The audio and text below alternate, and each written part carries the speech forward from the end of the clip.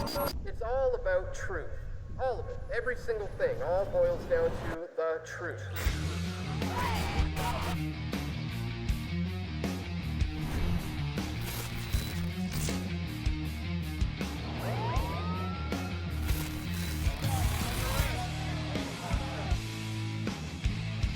We all want truth.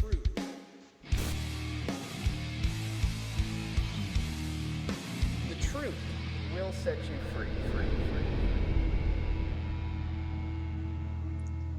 All right, this is Dan Dix here reporting for Press for Truth. We are live. Of course, we have a ongoing situation in North California right now with the shooting that took place at YouTube's headquarters. And I just want to make sure that we are, in fact, live. Yeah, we got some people tuning in. All right, so that's a good sign. I want to let you know, joining us on the line right now, we have the one and only Leigh Stewart joining us. Leigh, how you doing? Pretty good. I mean, you know, was having a day of filming YouTube videos and then this happened. So kind of put everything on hold, you know, with all that's going on. This is what the job kind of entails, is to break everything down and pay attention to what's going on as it's happening, because that's when the most important information comes out, is right at the wake of when it's going on. So yeah, absolutely. And so far, I mean, a lot of the breaking news has been coming from Twitter. We saw that there were reports of, I saw ABC News reporting that there were 4 to 5 people already gone to hospital, and that it was eventually confirmed. It was rumor at first that this was a female shooter, and then the police actually confirmed it. What have you heard about this this shooter? I think they said something about a headscarf and maybe some kind of black clothing, but it is interesting that it's a woman. I've never really heard of that in this kind of a situation. yeah, so according to Twitter, a few of the employees at the YouTube headquarters were tweeting out saying that they had heard balloon poppings or, you know, people rushing quickly. I guess there was a YouTube party going on at the YouTube headquarters.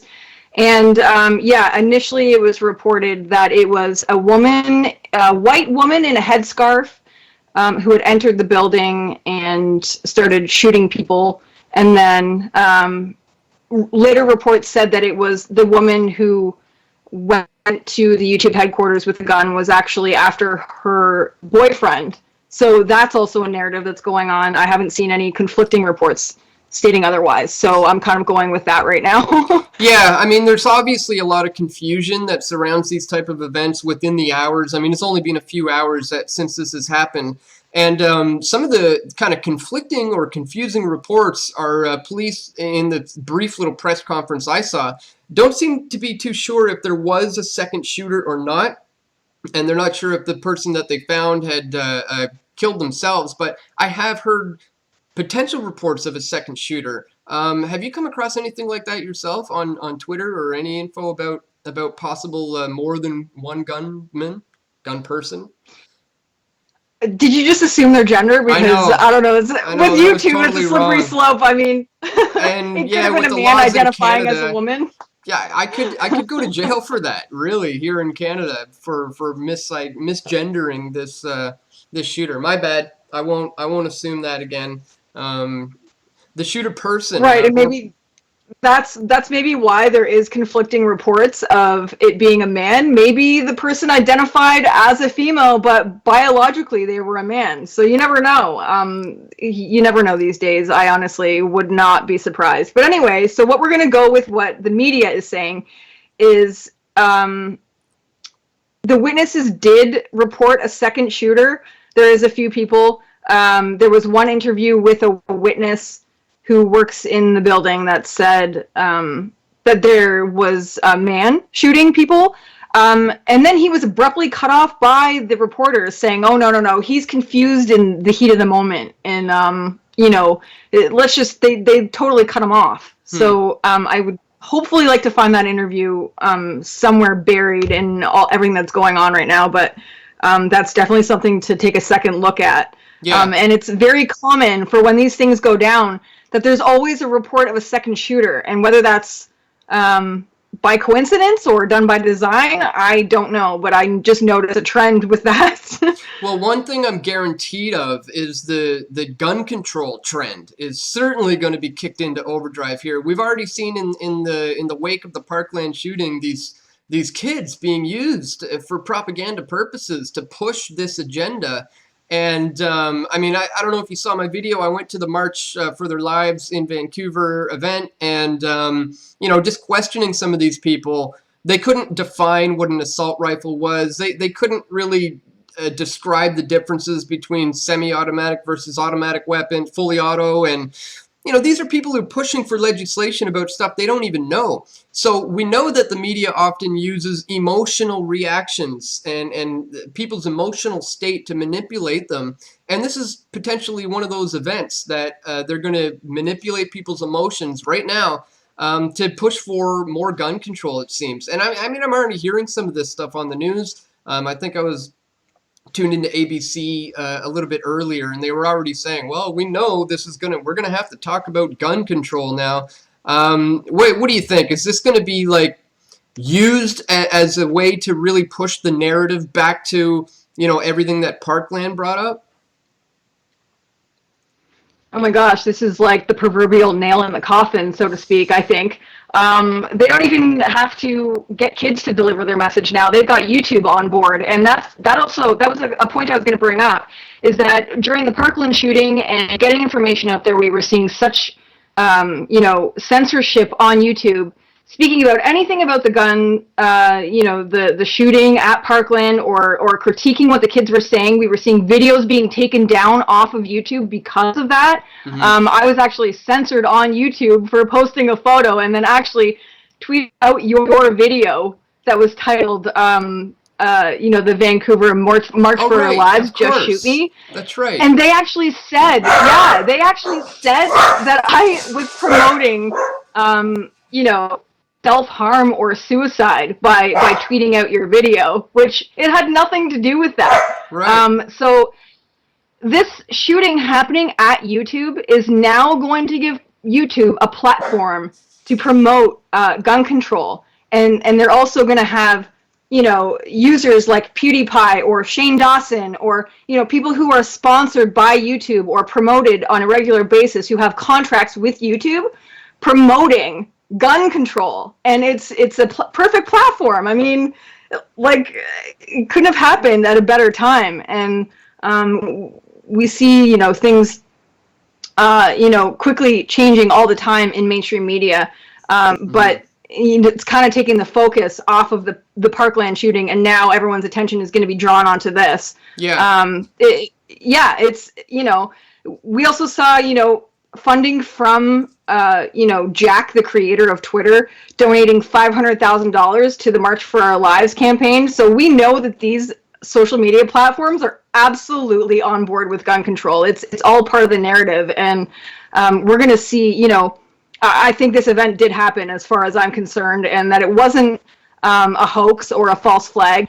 This I'm going to say, yes, it did happen, and people did get injured, but we're going to see them take advantage of this situation like we do normally, and you know, gear it towards the narrative that they've been pushing for weeks now. From the March for Our Lives movement. I don't know. What do you think? Well, I totally agree. I wouldn't necessarily count out the possibility of a false flag, in the sense that the shooter may not be who we're told it is, and this could be a useful patsy who was used for this event, or it could be somebody who literally legitimately lost their mind and went and shot up the place because of a disgruntled breakup, or potentially something to do with the YouTube's policies. I mean, this is interesting that this is happening at the same time that YouTube has been pushing their new strict guidelines, and they're cracking down on gun videos in particular, which is interesting. Gun training videos are being shut down. Gun channels are being shut down. I noticed that I had a video a few weeks ago talking about Bill C-71 in Canada that had an image of a gun in the thumbnail, And I noticed right away that the views were way, way, way down. And in fact, in talking to my network, I found out that YouTube is actually on the lookout for guns in thumbnails. And it's interesting at the time of this crackdown that this is happening. Now, could this be, if we do find out that it has anything to do with YouTube changing their policies, changing their algorithms, that's going to spell bad news for YouTube creators. They're going to be able to use this event in order to censor channels like mine and be able to essentially shut us down. I'm kind of surprised this live broadcast is happening right now. If YouTube gets their way, maybe in a week or two from now, these types of things might not be possible anymore. Right. Yeah. We're not really, yeah, I don't know, even critiquing it. I know I saw the same thing with the Parkland shooting. A whole bunch of people had to actually change platforms. They went over to Steam It and the live platform that they have there to talk about this sort of thing, because there's no censorship on Steam It. But yeah, like for this to happen at YouTube, that, I mean, like I was saying, is quite the I don't know, just very fitting, I'd say. Yeah. Now, but anyway, so the guy, I'm just going to say the guy, for people who can go look up this interview of the man who I mentioned earlier that stated there was a second shooter and was addressing the shooter as he. His name is Zach Voorhees, and he's apparently an engineer at the YouTube headquarters. He says he heard a fire alarm, ran out of his office, and saw a man on the ground with what appeared to be a gunshot wound. So he was also claiming that the shooter was a man. So I don't really know. That's going to be something that we're going to have to look into for sure. All right, so we got a number of people in the chat. We got about 350 people watching right now, and I want to open this up to some questions from people from the chat. So I'm gonna keep an eye on here. And folks, if you are in the chat, there's a lot of comments flying by. So leave a few question marks there so it's easy for me to see as it passes by, and we will get to your question as best as we can. So bear with me a moment. I'm going to scroll through. There's been a lot of comments coming in. Somebody says, is Montreal safe? Well, I don't know what this has to do with Montreal, but Montreal's not really very safe because they've got some of the worst police I've ever seen, I've ever had to deal with. Their cops out there are crazy. Okay, let's see what other kind of questions we have coming in from the YouTube chat. And of course, if you have anything else to jump in with, Leigh, don't hesitate to cut me off here. Looks like it's mostly just comments right now, but we'll keep this open because I just kind of mentioned that this is happening. Okay, here we go. Melinda Ann Burns says, was there a drill going on at the same time as this? Excellent question, Melinda Ann Burns. So many times in these types of situations, we do find out that, when it's a false flag anyways, that there's drills going on at the exact same time. And we know the reason why they do that a lot of time is to create confusion within the intelligence communities, within the police. A lot of times it's because if this is indeed a false flag and there is a drill going on, well, if the CIA or FBI black op operative gets caught by a good guy, a local police officer who goes in there, then they can, deny the thing as saying that they were just taking part in a drill or something to that extent. So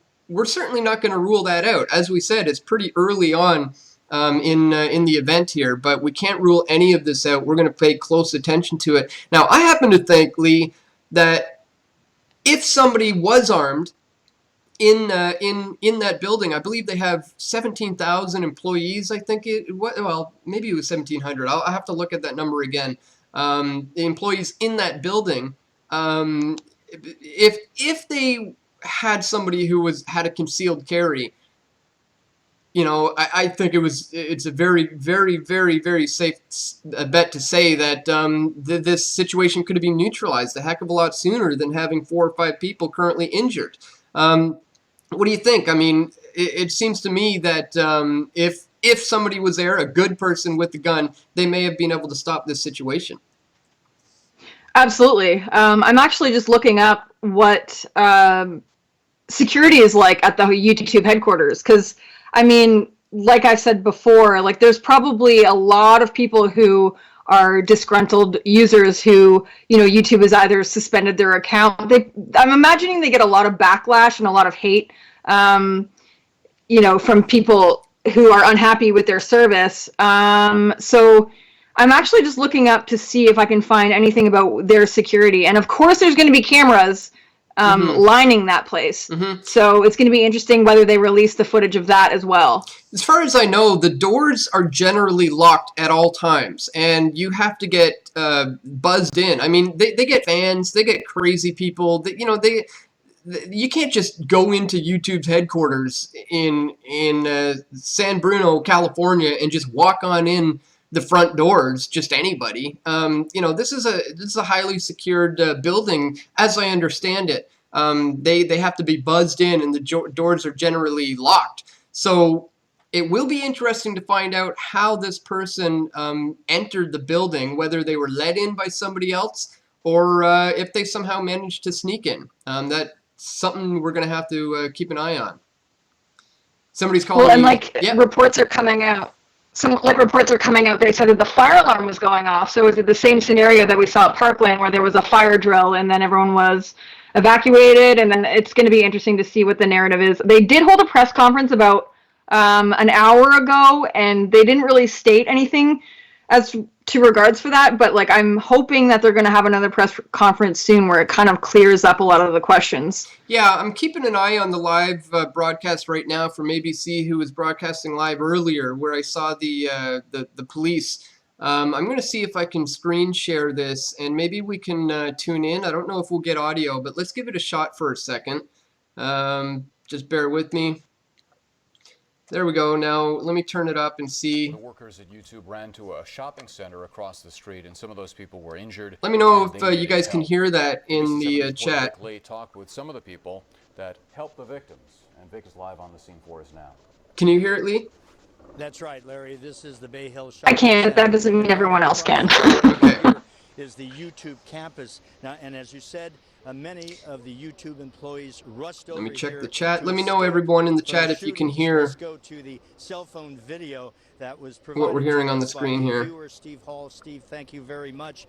The best interviews we had here were with customers. The chat's saying that it's low, but they can hear it. The injured YouTube workers. You'll hear from two of them. The first is a customer at Carl's Jr. who helped an injured YouTube worker, and he himself saw some of the carnage. The second is with an owner or one of the partners. So it looks like they're talking to his last name used. He works at a restaurant here called somebody who worked at across the street. He helped two victims at his restaurant. Somebody at a restaurant who had helped a few victims. Here he is talking now. The Carl's Jr.'s through the side door. We put her in there, grabbed a bunch of napkins, put the napkins on her leg. There was another girl. She was shot, and she was laying in the courtyard. There's a courtyard with a bunch of tables here. And she was laying over here, and she was dead. And because she got shot a lot of times, nonstop. I mean, I saw one bleeding in the face. I told them to come inside the store for safety. The woman that was with them was shot on her lower ankle. Wow. Put them in the restaurant and gave them towels, band-aids, tried to calm them down. All right, so it sounds like a lot of people have been injured here, and these people at the owners of these restaurants had multiple people coming in with wounds. Just to bring you up to speed, Leigh, there was. It sounds like there's going to be more than just 4 or 5 people, which doesn't sound to me like it's a disgruntled breakup or something like that. This sounds like something bigger than that. Let me just make sure we're still good here. All right, so I'm going to go back to the YouTube chat as well and see if we have any more questions coming in. Again, if you're just tuning in, everyone, breaking news, there was an active shooter earlier in the afternoon at the YouTube headquarters in San Bruno, California. Reports are coming in that this was a female shooter Original reports were saying she was wearing a black top and a headscarf, and there were conflicting reports of multiple shooters. Again, it's breaking news, so we still have to wait till some of the dust settles before we can really get a solid grasp on this. But yes, 2 shooters were potentially on the scene, and it does look to me that this is something a little more serious than just, what... I believe you said you heard somewhere that this was the girlfriend of somebody who works there, or correct me if I'm wrong. What did you hear about that? The initial reports were that it was a female who was going into YouTube to retaliate against her boyfriend. That's what the initial story was that came out at first. But I'm not seeing anything conflicting that right now. But yeah, the headscarf thing was definitely reported by several news media outlets. Saying that it was a white woman wearing a headscarf. Yeah. Mm-hmm. Yeah. So it's really interesting to see where they're going to take this. I think this is twofold. They've killed 2 birds with 1 stone, or with 1 bullet, so to speak, in the fact that we're going to see more gun control legislation coming through, potentially as a result of this, and we're going to see more crackdowns on YouTube content creators, because they're going to be able to say, well, look, this is what happens if we don't control the YouTube community. And we know they've been wanting to crack down on the gun issue on YouTube. So if this is a false flag staged event, not staged as in hoax, false flag as in a black op operation where a patsy was used and then eventually killed to be blamed on. Then they're certainly going to go after the YouTube community and try to push for more stricter gun legislation. Yeah, you're already seeing. I'm just going through Twitter here, and you can already see people like Casey Neistat already tweeting, saying things like, this shouldn't have happened, this couldn't have happened. But also, you're seeing witnesses say, "I wish I had a gun." Innocent bystanders were saying, I wish I had a gun so I could protect the people inside the building and control the situation. So there's a bit of both.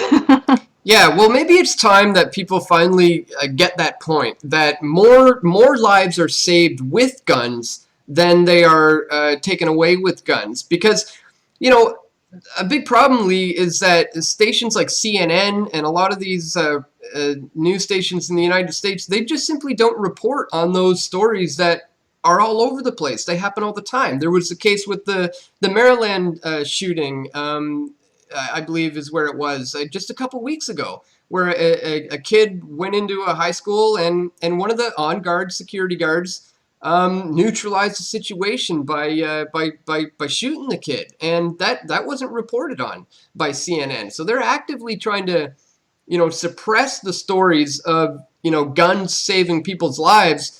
And they'll be all over this kind of breaking news saying, look how bad the guns are, we got to get rid of them. It's ridiculously hypocritical.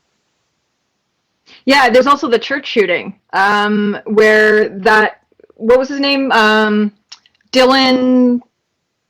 Anyway, the church shooting that happened maybe about a month ago, where there was a person inside the church. I think it was Dylan Roof, his name was, maybe, with 2 N's. Dylan with 2 N's. Yeah, I don't recall. Sounds familiar, though. Yeah, he was stopped by a churchgoer who had a gun. And that was never reported on. It was focused on the shooter and the shooting that happened and all the victims. And it wasn't reported that there was actually a civilian who was able to stop him and shoot him. Yeah. Well, I mean, again, I think the likelihood is that at YouTube they probably have a strict policy. I'm not familiar with every single state's concealed carry or open carry policies. I don't know what the situation is there in San Bruno. Maybe some people in the chat, if they happen to know the laws there in North California, are they allowed to conceal carry in in California, in NorCal, in San Bruno? Does anybody know? Let us know, because that's going to be very, very interesting to know. I think it's important that people realize that this thing could have been neutralized had somebody have been armed on the inside. Yeah, Dylan Roof was stopped miles away. Yeah. Oh, somebody's just joking around here. Oh. All right. But that is probably the guy's name. Let me see. I have it up here. The gun laws in California. It says gun laws in California are some of the most restrictive in the United States. A 5-year firearm safety certificate. Also, the written test and required for certified by a certified instructor. Handguns must be California legal, whatever that means. And so yeah, they're some of the most restricted in the United States. And okay, so what I want to ask you is, and a question that I get asked a lot, is why Canadians would care about gun laws or shootings that are going on in the United States. Yeah, well, that's a good question. A lot of the people I spoke with at the march were kind of reactionary activists. As I said earlier, for people who are just tuning in, maybe they missed it, but a lot of these people who were, marching against the guns because of the gun violence going on in the United States didn't really understand the logistics. They didn't understand, the terms. As I said, I asked them to define what an assault rifle is, and they couldn't tell me. I asked them the differences between semi-auto and fully auto, and a lot of them really, really didn't know. And these are the people pushing for the legislation. So what I think is important for Canadians to understand is just how bad it is here in Canada. So if you think it's bad in the United States, try getting your hands on a firearm here in Canada. We just had Bill C-71 introduced as a piece of legislation in the House of Commons. They're going to be voting on, trying to turn into a bill. And what this bill does, ladies and gentlemen, is it makes it more difficult for already law-abiding citizens in Canada to have to do things with their guns. It's not going to stop any criminals from getting any guns. It's not going to stop the gang activity, as the legislation says, from obtaining a gun. Guess what? Criminals don't follow the rules. So Bill C-71 is an absolutely horrendous piece of legislation. Some of the things in it, Leigh, you have to, if this thing passes, if you want to, let's say, for example, take your gun into a service shop to get it repaired or something, you have to apply, you have to contact a certain bureau, you have to get written permission, hand-delivered to the gun shop owner where he signs it. This is all before you can take your gun to a shop. And that has to happen every single time. And that's just a little taste of how bad it is. In fact, they want to bring back 2/3 of the long gun registry, which Canadians were promised wouldn't happen. So, what do you think about the current state of gun laws here in Canada? I don't know if you're familiar with that case not too long ago, a couple of years ago, where an intruder entered a man's home in Canada. The man wrestled the gun out of the intruder's home and managed to fire off a few warning shots, and I believe maybe even graze the guy, and he was charged. The homeowner ended up being charged with illegal use of a firearm for wrestling out of the hands of an intruder. That just goes to show just how bad it is here in Canada. Yeah, that's insane, and to have an extensive background check that it includes your whole entire life. I mean, that's pretty Orwellian, if you ask me. Yeah, that's right. I mean, who doesn't do bad things when they're little, or when they're younger in their rebellious teenage years? And yeah, the long gun registry is insane, and this is the prime minister that we have. Is just so reckless, and he's doing exactly what he was selected to do, I think. But yeah, it reminds me of the case with Colton Boushie. He is a criminal who was breaking into cars, and went next door and was trespassing on a man's land. And the man came out with a gun and ended up shooting him. And then the whole thing went to trial, and he got off. The man whose property that Colton Bushey was trespassing on got off on the charges for killing Colton Bushey. I don't know all the details, but you know, the fact that our prime minister sided with the person, you know, the family of the person who was trespassing, and you know, it's just backwards to me. He's a criminal, no matter who it is, and that's how we're seeing feelings before facts, even in our courtrooms, which is completely dangerous. We're seeing complete Marxist ideologies across the board, and when it comes to, you know, passing laws, we're going to be a communist, you know, republic in no time. Yeah, well, I mean, the reason why this is happening really is because it's all stemming down from the top, which is the prime minister, who just so happens to be a freaking feminist SJW.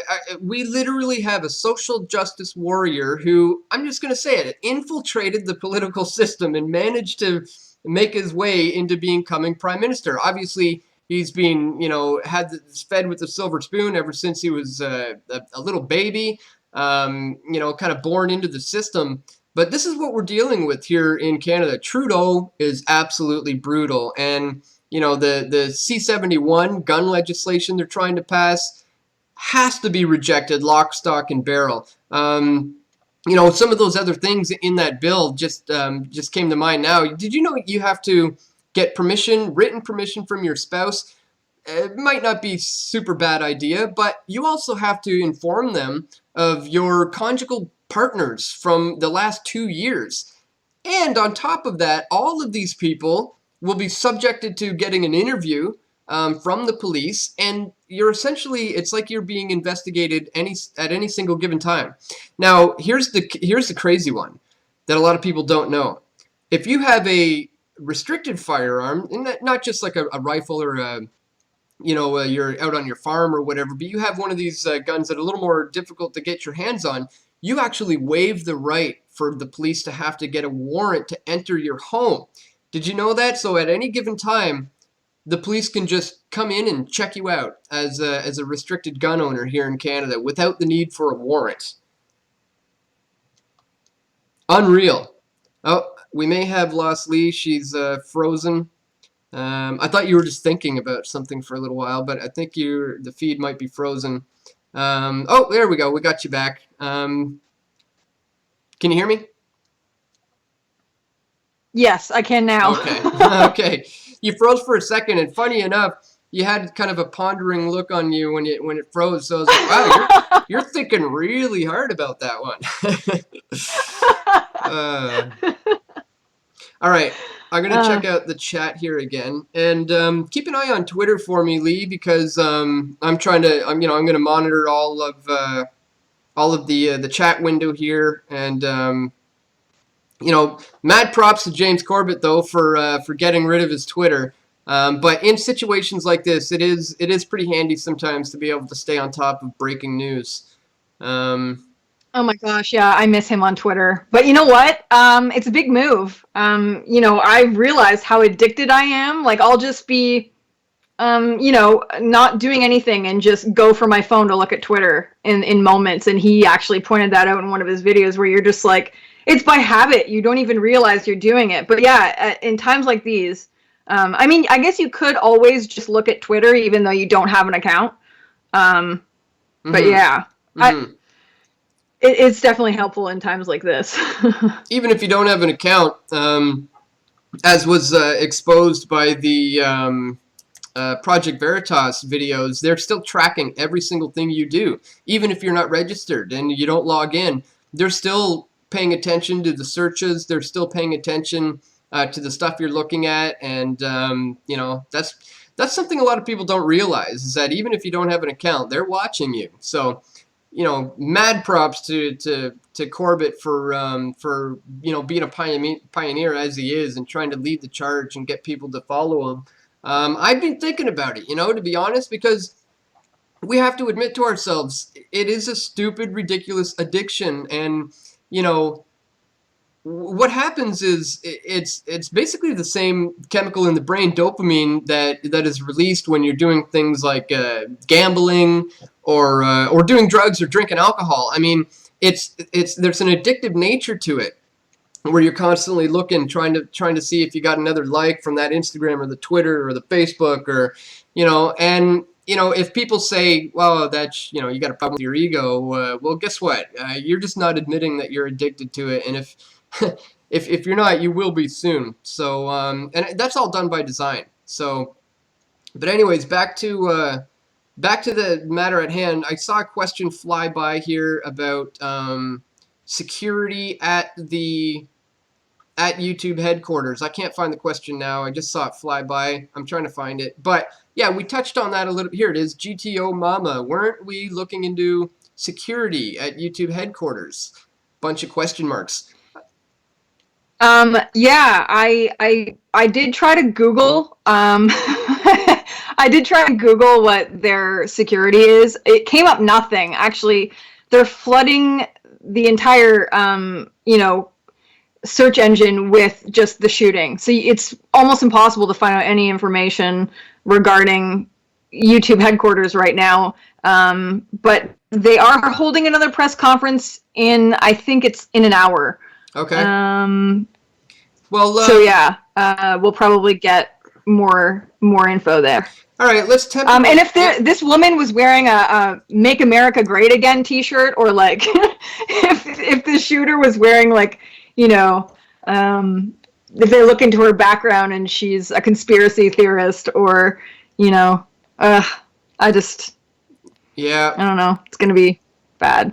Yeah, it's already really, really bad. It's looking bad for gun control legislation that's going to be coming in the wake of this. It's looking bad for a crackdown on YouTube content creators, as they try to say, well, look, obviously we have to deal with crazy people. I mean, we can't let you guys just do what you want on these platforms anymore. So we're going to have to keep an eye out for all that. Now, I want to quickly just go back to the ABC Live channel. Let's just get a look at what these guys are saying. There's a bunch of cops walking around, SWAT with guns. Hang on, I'm going to switch the camera over. And so what you're seeing right now, folks, it looks like there's a whole line of police officers with their guns drawn. And they're working their way towards the building.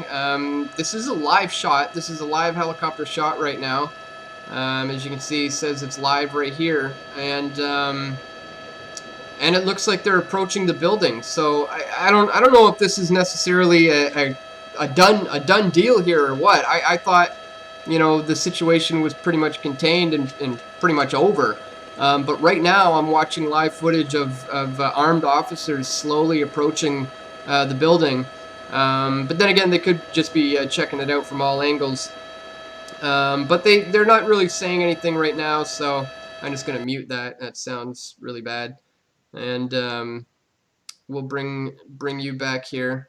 All right. And then, yeah, I'll keep a close eye on that, and maybe we'll go back when they update again, or if they interview that police officer, which I briefly caught. And again, folks, in these situations, sometimes people get things wrong. Sometimes there's a lot of conflicting reports, but don't jump, you know, into conclusions and say, oh, look, this is a definite false flag, or this is totally a hoax, because they said one thing and then they said another thing and they totally contradicted themselves. So that's proof.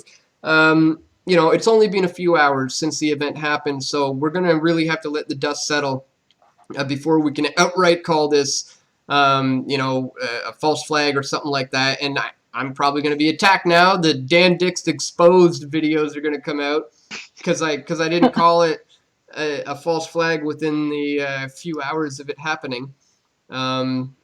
But again, we have to be realistic about this and just kind of assess the facts as they come in. And right now, they're still coming in.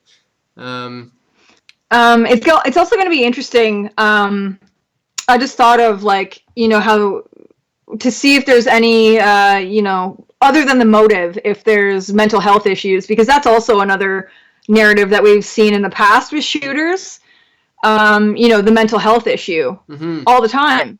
Or, she was known to police. That's also another very common thing that comes out in these situations. Most of the time, these shooters are on antidepressants or some sort of SSRI drugs, and studies have already shown conclusively that these drugs produce suicidal thoughts, in children particularly. And some of the side effects of these antidepressants, I mean, you guys have all seen the commercials. You get strange thoughts, weird and strange dreams, unpredictable mood swings, strange changes in behavior, and suicidal thoughts and suicidal tendencies.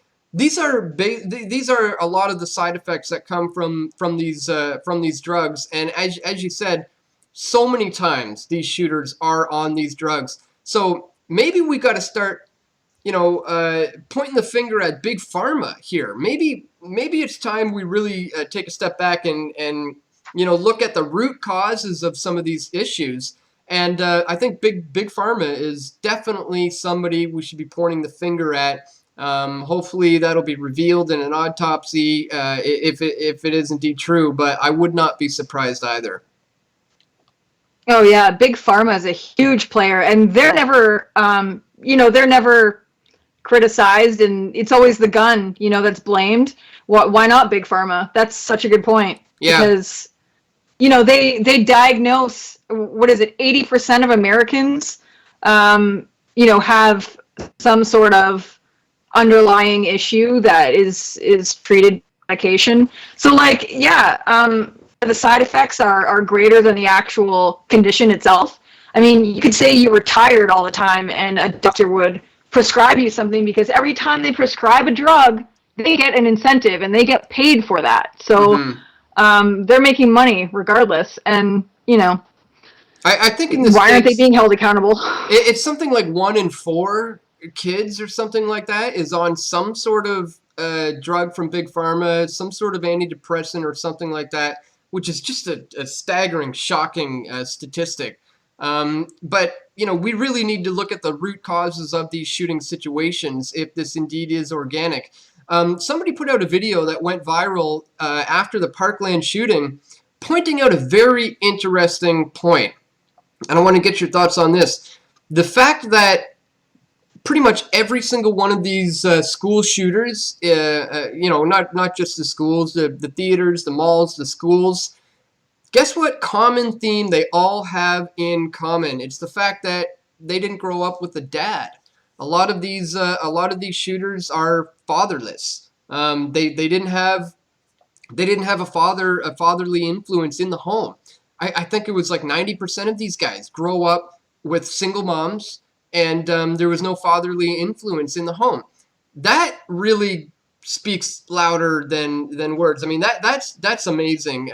That's something that needs to be looked at too here. The family unit is under attack, not just in America, not just in Canada, especially in Canada, with all of the LGBT pieces of legislation coming in. They can take your kid away if you refuse to recognize their gender pronouns. But I think, having a father in the home is maybe something that should be looked at too. Now, this is a different situation this time. This is a female. This first time that I know of an active shooter shooting multiple people being a female. But what do you think about that stat? That the fact that I think the video went viral, got 20 million views or something like that, pointed out that 90 or 95% of these guys didn't grow up with a dad.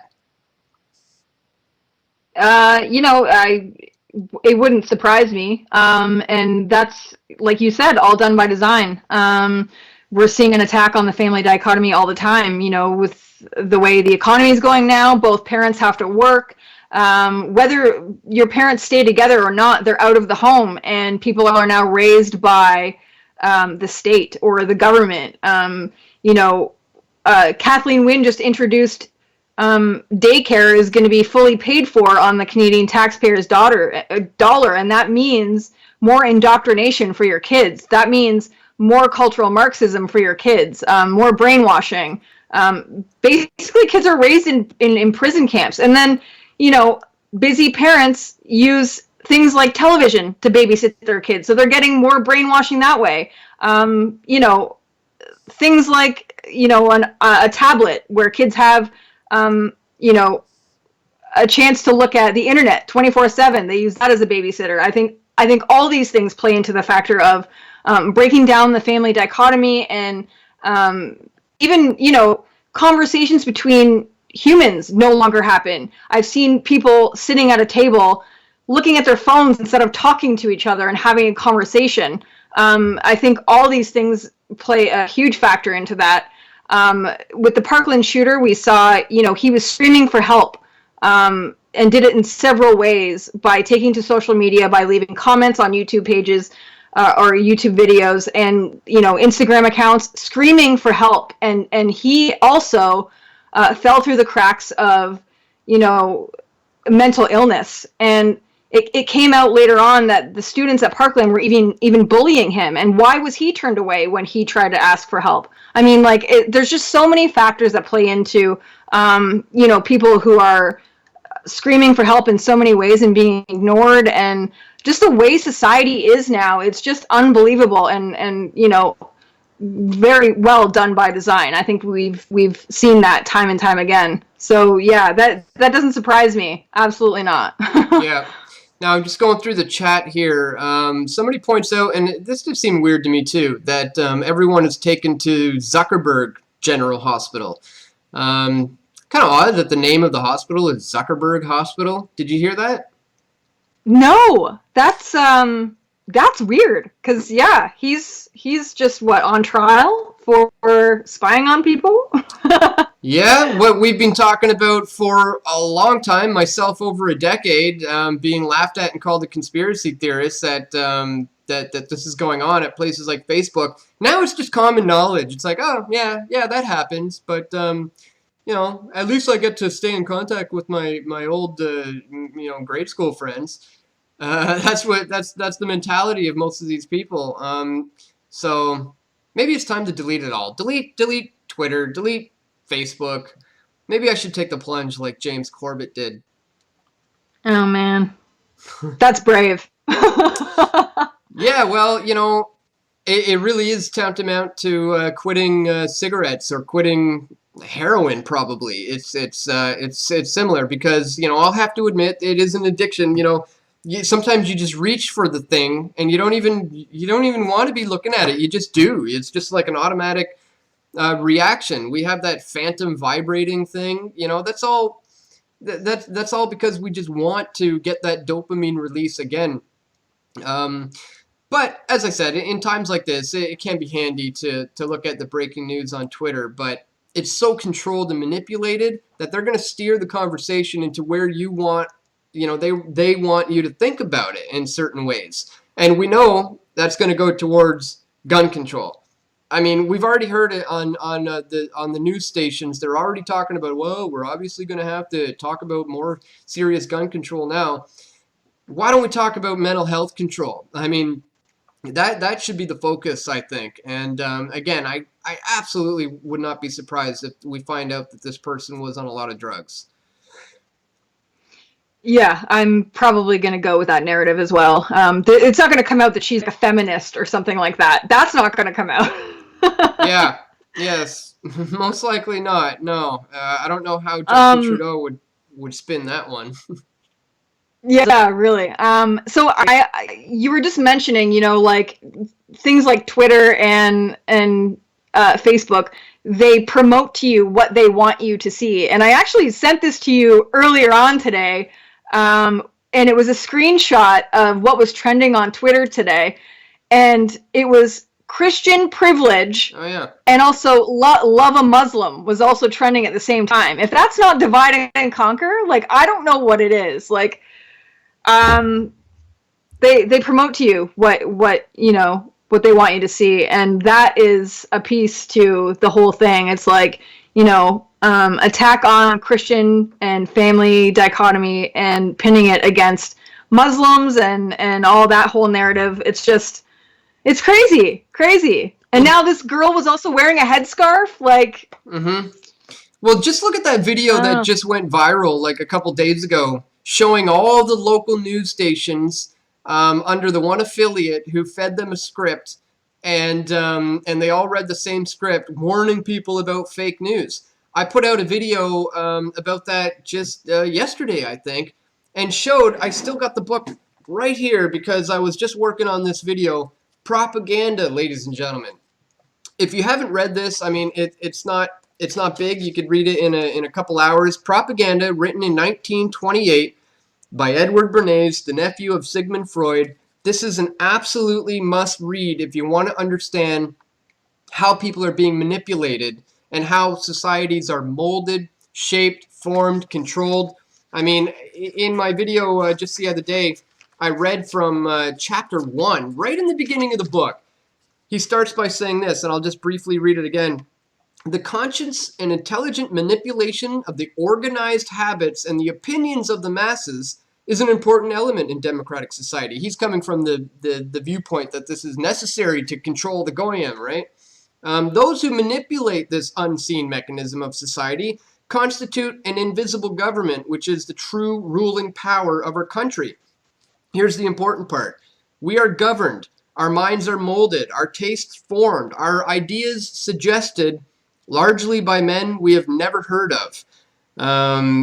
Yeah, that speaks volumes.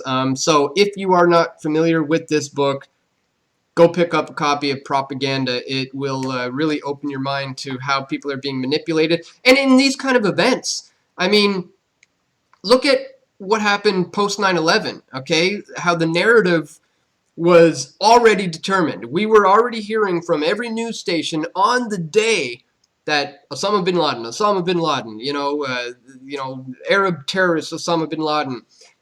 weapons of mass destruction. Oh yeah, That was I mean, the big one.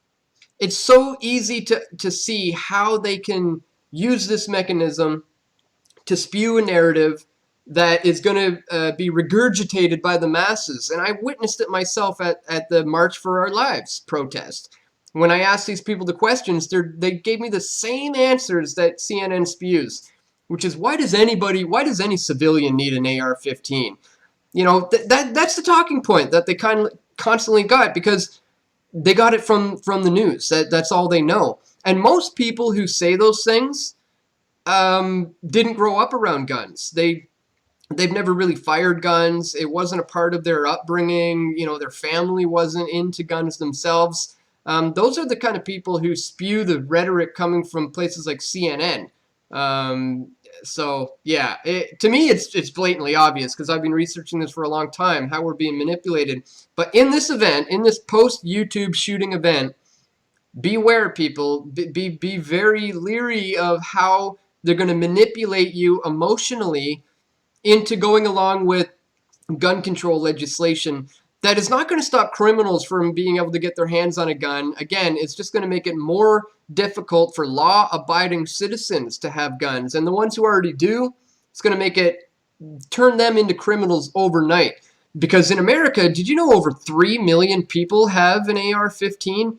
I mean, how are you going to disarm that many people peacefully? I don't think it's going to happen. And a lot of these people are just law-abiding citizens who have done nothing wrong.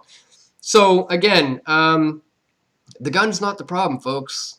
It comes down to what's going on right up in here, in their minds, in their hearts, their childhood, their upbringings, and again, the amount of drugs that a lot of these people are often on. All right, I'm going to go back to the chat here for a sec and see if we have... Yeah, also to touch on the whole mainstream media thing that was going on that you did a video on as well. You saw CNN also like pointing the finger at other news media outlets, being like, well, look at their narrative. They've been spewing the same narrative, and even like Donald Trump came out and was like, oh, well, CNN is horrible, and comparing the two mainstream media outlets against each other. It's like it's it's all the same. Yeah, We they're all saw bad. that through 9/11. They're all Yeah, bad. totally. There's no better one than the other. Like they all use scripts. They all are passed the same script and they all read from the same script. And ridiculous. Yeah, it's not. That's why you have to support independent media. Yeah, exactly. It's not a partisan issue, and the reason why they started saying that this is all in support of Trump is because the script had the word fake stories, and they're like, oh, that sounds like fake news, what Trump always talks about. So this must be coming from Trump himself. No, it's all bad. It's all scripted. Not the independent media, though. Again, here at Press for Truth, there's no overlords. There's no corporate backing. There's no funding coming in from anyone. It's me. It's Leigh. This is what you get. This is our off the cuff opinions. We're not going off of teleprompters here. So yeah, if you're tired of the propaganda, if you're tired of the legislation that gets passed following events like this, you gotta kill your TV. That's what we need to shoot. Shoot your TV, and then tune into alternative source of information. Here on YouTube is a good place, but they're coming for us on YouTube, Leigh, and I think people need to start migrating to other platforms like Steemit and DTube, because especially in the wake of this YouTube headquarters shooting, I think our days may be numbered here on this channel. Oh yeah, they're not gonna. The grip has tightened. I think as far as YouTube goes, now that this shooting has taken place on on their soil, so to speak, because now, I mean, yeah, like we were saying earlier, the videos that were made about the Parkland shooting, there was even videos being taken down about the Sandy Hook shooting, any sort of like narrative that had to do with a gun, even if it was like educational videos about guns, they were all scrubbed from YouTube. And now this is the perfect excuse to delete everything regarding guns. And now we're going to see people like PewDiePie. I think I've already seen tweets from Logan Paul, who was facing, backlash on YouTube a couple of months ago, promoting more gun control. So, it's people like this who are sponsored by YouTube and have a platform on YouTube and a large following on YouTube are going to start speaking out against gun control to kids that are watching. And they're basically building an army, and it's actually terrifying. But that's the thing, too, is that mainstream media and the news outlets, and social media platforms, they make you think that you are the minority, that there's more of them than there are of us, which is actually the opposite. Mm-hmm. There's actually more people who are standing up for the Second Amendment or, less gun control or, stuff like that. There's actually more of us than there are of them, but they have turned the tables to make you think. And, showing you how many came out to the March for Our Lives thing, when half those kids didn't even know why they were there, like you said. And they've done that all by design. So, like, we're actually the majority and not the minority, how the mainstream media is showing us or portraying it to be. Yeah.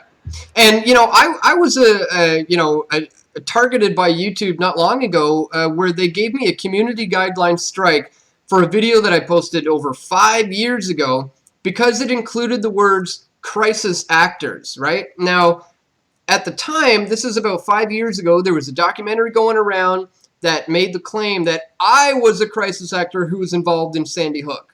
So I had to make a video, and I had to debunk these ridiculous claims and these ridiculous theories that I was a crisis actor involved in Sandy Hook. So I explained to YouTube saying, look, I was debunking the theories, so they removed the strike. But the fact that they're going after these things so hard worries me, because here's what's going to happen in the wake of this shooting. I guarantee you're going to see all these YouTube conspiracy guys who are going to say crisis actor, fake blood, not real. And, there's going to be some actual real victims coming out of this shooting who people are going to claim are crisis actors. And then YouTube's going to have the ability to shut down channels that talk about real false flags. Because people are misquoting and often wrongfully connecting false flag with hoax as if they're both the one and the same. They're not the same thing. And so when they crack down on these hoax theories and crisis actor theories, which we already know they're doing, they're cracking down hard on it. They're going to lump me into that category because I've been exposing real false flags for over a decade now. There's real false flags that go on here, folks, all the time. Look at the Sergei Skripal poisoning of the Russian double agent. There's your classic false flag right there. They're pinning the blame on the Russians, flying the flag of the Russians on that attack, when the likelihood is that it was carried out by the UK themselves. I mean, the man was a double agent working for, British intelligence and the Kremlin, and there's documentable, provable false flags like 9/11, like the Gulf of Tonkin, like this Skripal poisoning we're seeing go on right now. These are real things that need to be exposed, and I fear that YouTube is going to try to shut down people like me by lumping me in to saying, when you say false flag, what you actually mean is hoax and crisis actor, and therefore you're going to get banned. That's also done by design as well. I think it's actually a job of the police or whoever it is that's orchestrating these people to push out false information. And I believe that also falls into like the flat earth theory. I'm not a flat earther by any means, but I think that like these conspiracy theories are all lumped into one sort of belief system, that if you believe that the 9/11 official story is not true, then you also must believe in UFOs, or you also must believe that the earth is flat.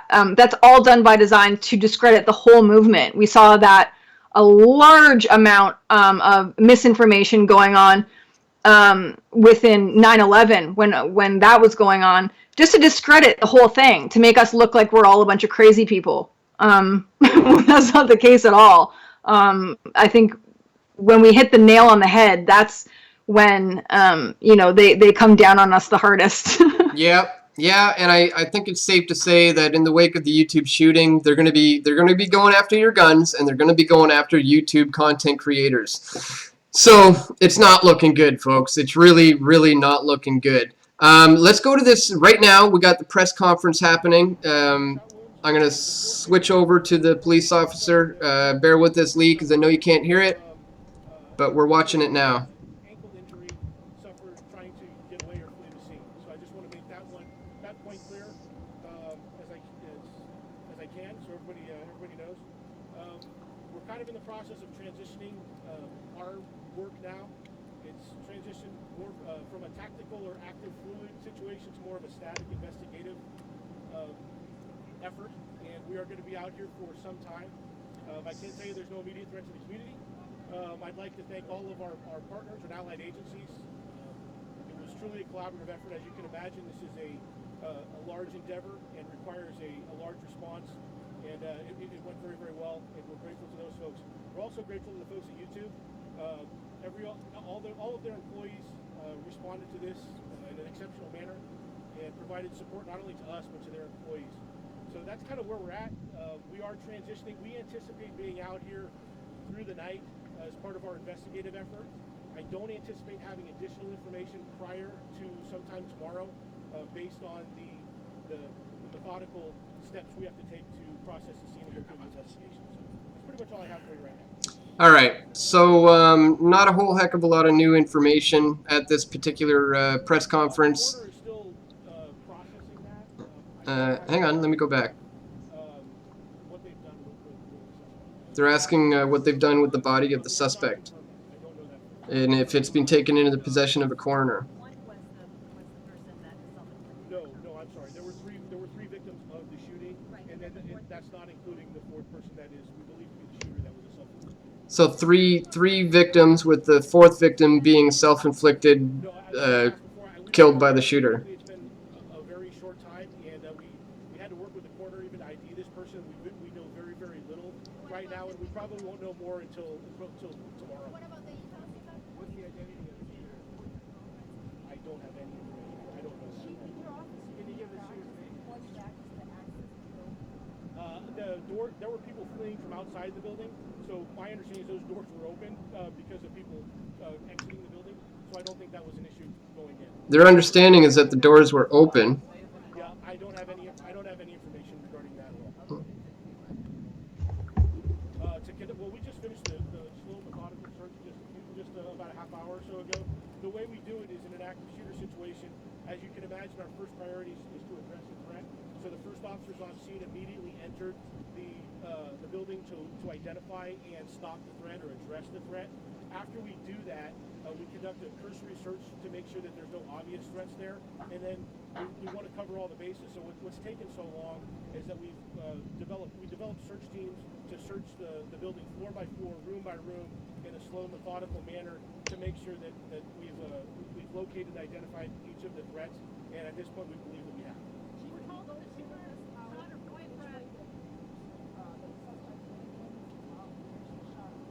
I believe it was in a courtyard area of the building. As far as how she entered, I don't have that, or through which door, I don't have that specific information. Could you recap what time this happened and what your officers saw when they arrived? Yeah, I believe we got calls of shots being fired at 12:46 this afternoon. We had 3 officers arrive within 2 minutes, so I think we were on scene at 12:48. They entered the building and saw obviously a large number of people fleeing the building. They encountered, as I mentioned in our earlier conference, they identified one victim at the front door, main entrance of the building. They checked on that person, and YouTube employees, to their credit, helped us by standing by with that person, so the officers could immediately enter to go search for the threat. And then within minutes, because it's a very large building, we found what we found after that. Was the suspect domestic violence? Yeah, I don't have any information. I don't know that at all. We're not even close to that yet. What kind of weapon was used and the name of the shooter? I don't know the name of the shooter. I don't have that yet, but it was a handgun. I don't know the specific make or model. Do you clarify into the shooter? Was she found outside or inside? So it was a handgun. Well, it was inside the complex. There's an open area inside the complex. They don't have a name for the shooter yet. Outdoors, but on. Yes. Yeah, it was in a courtyard type area. Was she armored? Main shooting happened in a courtyard. I don't have any information to Question, somebody asked, was she armored? Did she have armor? It's a good question. No, we transported 4 people to the hospital. One of those that were transported had a non-gunshot related injury, so they were fleeing. All right. I believe I'm gonna halt it on that because to be honest, the guy doesn't sound like it has a whole heck of a lot of new information. The press is asking a lot of questions, and he doesn't really have a lot of the answers. But there it is. I hope you guys could hear that in the chat. Hopefully everybody tuning in was able to hear that. But anyways, I think maybe we might want to think about wrapping it up soon. We've been going for almost about an hour and 10 minutes. If anybody has any other questions in the chat, get them in now. Get them in quick. And we'll get to your questions before we go. But I think maybe it's time to start wrapping this up. Unless you have any other thoughts, Leigh, on you know, the latest developments. Again, yep. Google just released a statement. Well, I mean by 15 minutes ago. Basically a statement saying, I don't know if you want me to read it off. Sure. Yeah. Just basically, okay. It says, everyone, earlier this afternoon while our employees were having lunch, we received reports of an active shooter at YouTube in San Bruno. Law enforcement and our security team worked to evacuate the buildings and prioritize the safety of everyone there. The best information we have is that the situation is contained. We are very actively monitoring and working with local authorities and hospitals. It's with great sadness that I tell you, based on the latest information, 4 people were injured in this horrific act of violence. We're doing everything we can to support them and their families at this time. I'm grateful to everyone inside and outside the company for the outpouring of support and best wishes. I am especially thankful for the first responders and our own security team who acted so quickly to keep everyone safe.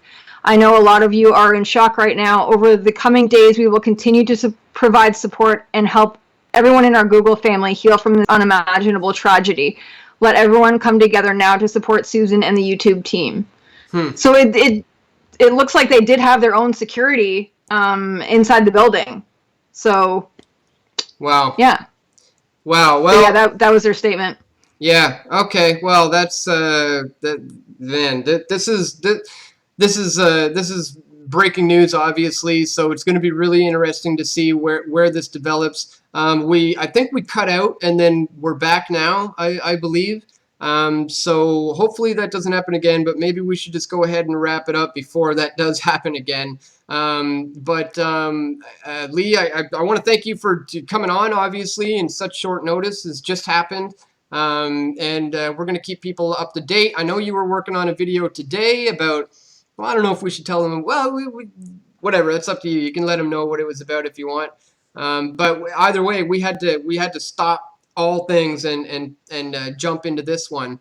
And a quick note, too, for the viewers, I'm going to be going live in 2.5 hours from now with the guys at Freedom Free for All at We Are Change Victoria. Great bunch of guys. We're going to be live on their channel, so you can check my Twitter, check my Facebook to find the link for that. And we're going to be talking about this a lot more.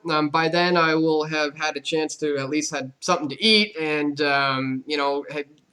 kind of process this information. And maybe we'll have some new news for you. But I'll be going live at 7:30 Pacific Standard Time. So just a couple hours from now. So keep an eye out for my Twitter. And Leigh, once again, thank you so much. Let people know where they can find you on Twitter and maybe what they can expect for you next for your PFT video. Well, yeah, I was working on a video, just about to film it, actually, and then all of this news broke. I was expecting to have it finished by today and out for tomorrow, but I'm working on the current situation that's going on in Israel and the migrants there, so whenever I get that filmed and edited and sent over to you, that's obviously going to go up on this channel here. I also want to make sure that people click the notification bell. If you aren't subscribed already, obviously subscribe, but also click the notification bell because it's no longer enough to just be subscribed to a YouTube channel. They came out and actually said that you have to hit the notification bell to be notified when a video goes up or that the user goes live. So make sure that the little bell is checked and check off the little check mark that says all notifications. Anyway, so my Twitter, I'm most active at LEIGHSTEWY. I can actually, no, I can't post a link in here, but anyway, yeah, there's always links in the description of where you guys can find me, and yeah, I'll be on this channel at some point with a new video coming soon. Thank you so much for going live and talking about this, and I probably will tune in to your little We Are Change Victoria thing, because I'm up for more information. The more information, the better. So thank you so much for going live, and see you later to the chat. Yeah, all right. All right. So on that note, we'll leave it at that. Once again, folks, support independent media. Help people like myself and Leigh be able to continue to doing this kind of stuff. Check the links in the description if you want to become a PFT patron, you want to join as a PFT member, or if you want to donate at pressfortruth.ca/donate is a great way to help us out in our efforts to expose the propaganda, as we learned about in Edward Bernay's book, which I remind you, go get a copy if you haven't already. All right, that'll do it for now. Tune in to the show a little later tonight, and until next time, peace, everybody.